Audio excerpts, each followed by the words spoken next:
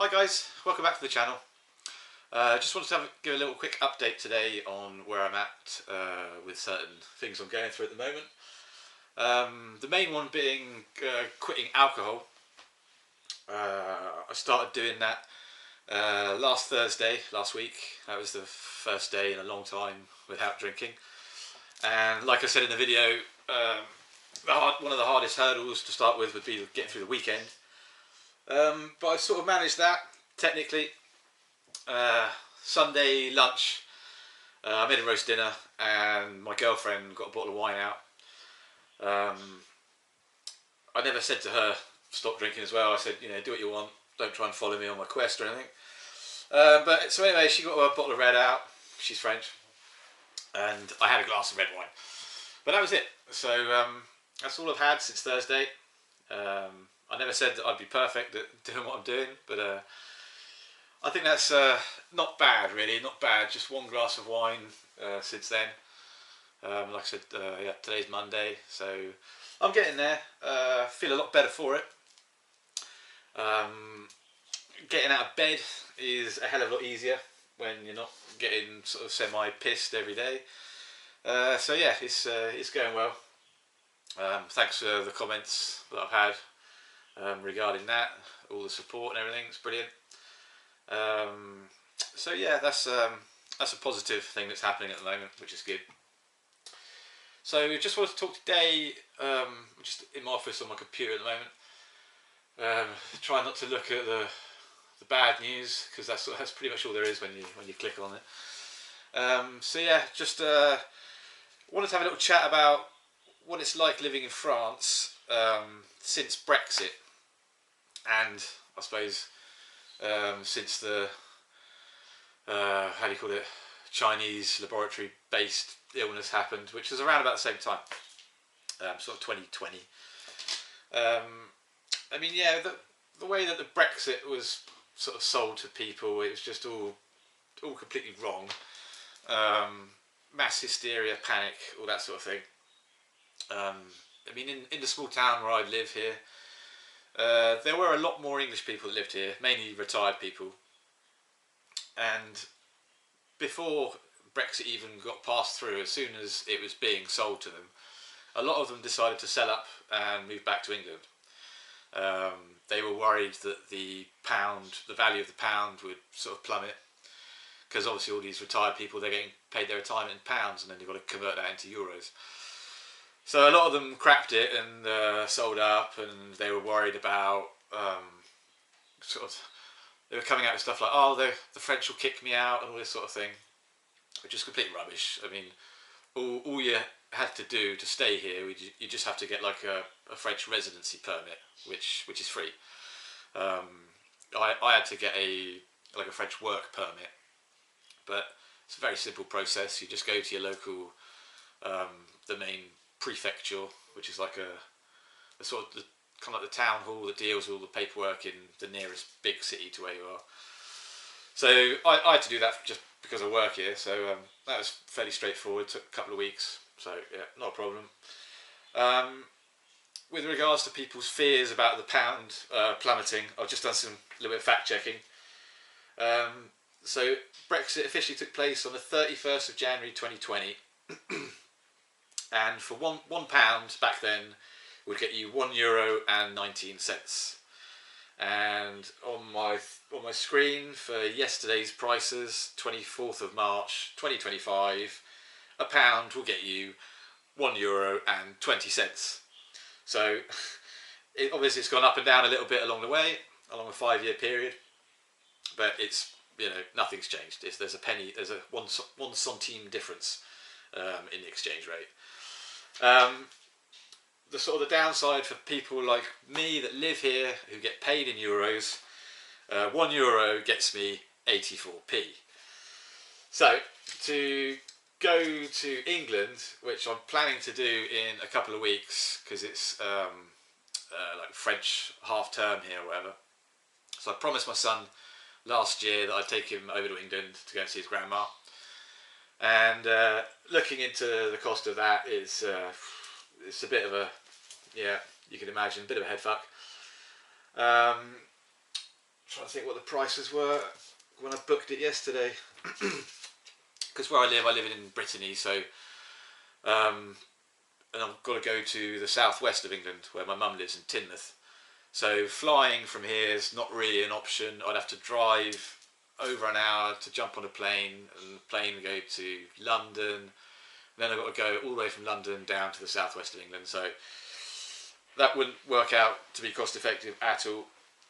So the only way for me to go back to where I'm from in England is to drive an hour and a half up to the port of Roscoff to get on the Brittany Ferries boat, which goes to Plymouth, and then I can get on the train from Plymouth up to where my mum lives in Teignmouth. So for me and my son's 9, so he's paying, not a full adult price. And to go as foot passengers on the boat works out to be €364 for a 5-hour boat journey. On the way back, it's a night crossing, so you have to have some sort of cabin or something. So the cabin is €73 for a 2-berth cabin. And this is on possibly the worst boat on the Brittany Ferries line, the Armorique. I'm not sure if you've been on it. It's an absolute crock of shit, and I'm amazed that it's still in service. If I wanted to take the car, that would have been a different story altogether. That would have worked out to be €559. So when you take into account that maybe having a bit of food on the boat or something, you're looking at over €600 to take the car. So we're not doing that. We're just going to go as foot passengers and Uber taxis and trains. That's what we're going to do. So yeah, €364 to take my son to England. It's a lot of money compared to what it was before Brexit. You were looking at about half of that. So everything's doubled since Brexit and various other scandals that have happened since then.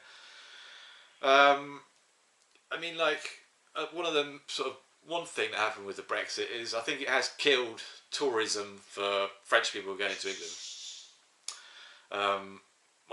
My girlfriend's youngest son, who's 13, his school where we live here, they were planning on doing a school trip to England to go to London, but they soon did a U-turn on that, mainly because of the cost. I think certain things have happened since. French people, to go to England now, they have to have a passport, whereas they didn't before. Their national ID card was enough to travel to England, but now they've got to have a passport, which is an expense, like a couple €100 or something.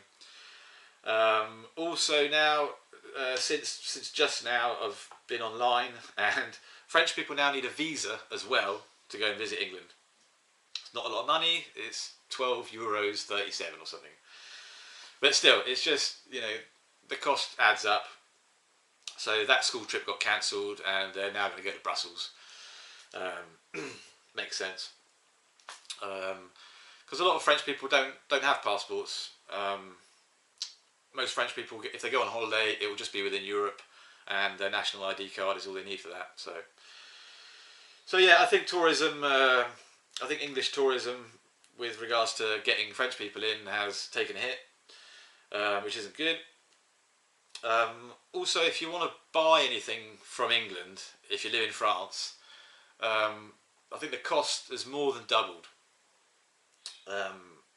So your postal charge to get something sent is, just a standard item would have cost you maybe, I don't know, €8 to €10 to get it sent here. Now it's like over €20 to get just about anything sent here. So I've been looking online and on like Amazon and things like that. There's loads of things in England that I used to like buying, and now if I try and buy them, it says we do not ship to France. So I think trade has always taken a massive hit. Also, there's another charge if you buy something from England. It's a bit random. It could be on anything, and when the postman delivers something to your house, it's already cost you over £20 to get it sent here. Occasionally they'll say, there's a customs charge, you need to pay a customs charge. So basically that's like customs guys in France have opened your package and, you know, made a real mess of the packaging or whatever, and you've got to pay like €30 for the privilege of that. So yeah, I doubt there's many people here that buy anything from England anymore, which is a shame.